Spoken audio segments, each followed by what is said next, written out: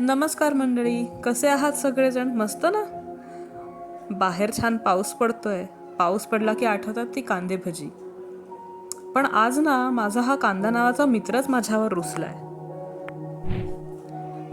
बघूयात तर मग काय म्हणतोय ते. 2 दिवसांनी कांदे नवमी आहे, कांदे आणू नकोस हा जास्त, असा आईचा आदेश निघताच छान गुलाबी गुलाबी दिसणारा माझा कांदा नावाचा मित्र रागाने लाल झाला. म्हणाला, हो आता काय, माझी काही गरज नाही कोणाला 4 महिने, नाही तर माझ्याशिवाय पानं हलत नाही. मला तर हसूच आलं. म्हटलं, अरे रुसायला काय झालंय? पावसाळ्यात कांदा लसूण खात नाहीत, त्यामागे काही शास्त्रीय कारणं आहेत. मुळात या दिवसात आर्द्रता आणि दमटपणा वाढलेला असतो, ज्यामुळे तब्येतीवर लगेचच परिणाम होतो.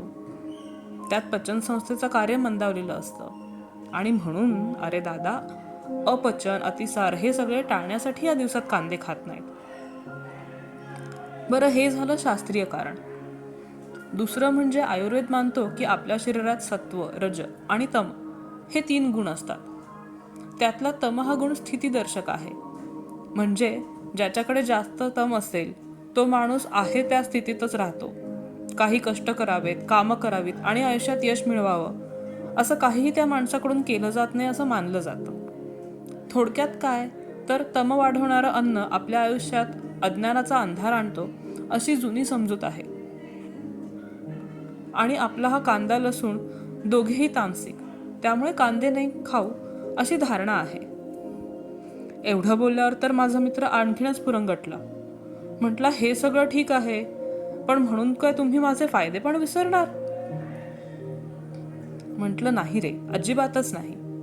आरोग्याच्या दृष्टीने तू खूप गुणकारी अन्न घटक आहेस. मी तर असंही वाचलंय की पोषण द्रव्य म्हणजे ज्याला आपण न्यूट्रियन्स म्हणतो ते खरं तर सगळ्याच भाज्यांमध्ये आणि फळांमध्ये आढळतात. पण कांदा ही अशी एक फळभाजी आहे जी न्यूट्रिएंट डेन्स म्हणून मानली जाते. म्हणजे काय, तर तुझ्यात कॅलरीज कमी आणि व्हिटॅमिन मिनरल्स अधिक प्रमाणात असतात. तुझ्यात व्हिटॅमिन सी हे भरपूर प्रमाणात आढळतं. व्हिटॅमिन सी आपली रोगप्रतिकारक शक्ती बळकट करण्यासाठी उपयोगाचं असतं.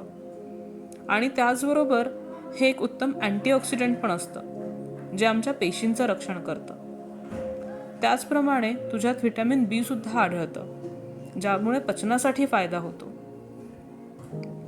आणखी महत्त्वाचं म्हणजे कांद्यात आढळणाऱ्या अँटीऑक्सिडंट्सचा एक फायदा असा आहे की त्यामुळे रक्तातल्या कोलेस्ट्रॉलची पातळी कमी होते आणि हृदयविकाराचा धोका कमी होतो. कांद्यामुळे हायपरटेन्शन म्हणजेच हाय ब्लड प्रेशरचा त्रास सुद्धा कमी होतो. खरं तर तुझा लाल रंग हे त्यात असणाऱ्या अँथोसायनिन या द्रव्याचा असतो. अँथोसायनिनमुळे हृदयविकाराचा त्रास कमी होतो.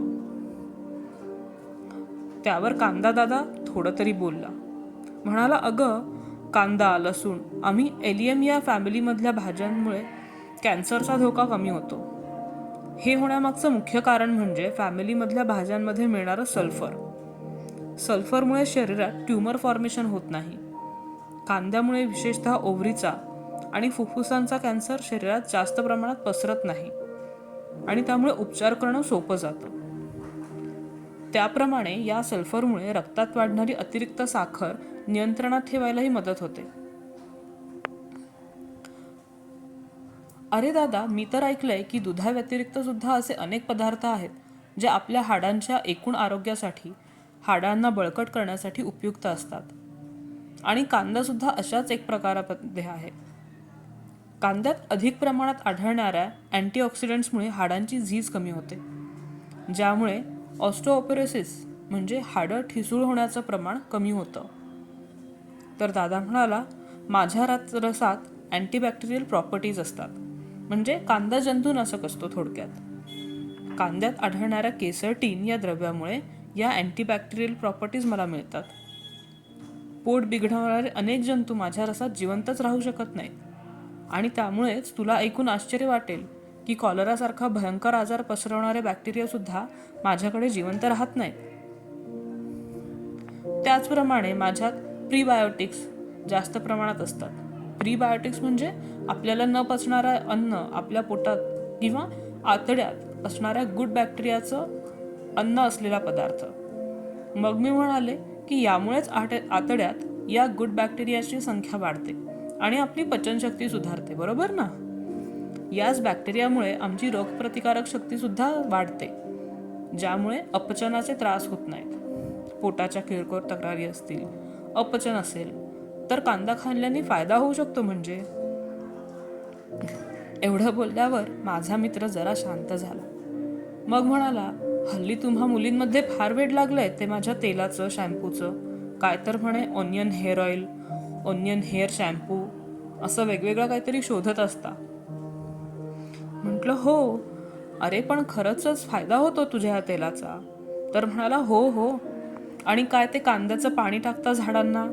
तर म्हणाले हो. अरे त्याने फुलझाडं बघ कशी बहरली आहेत.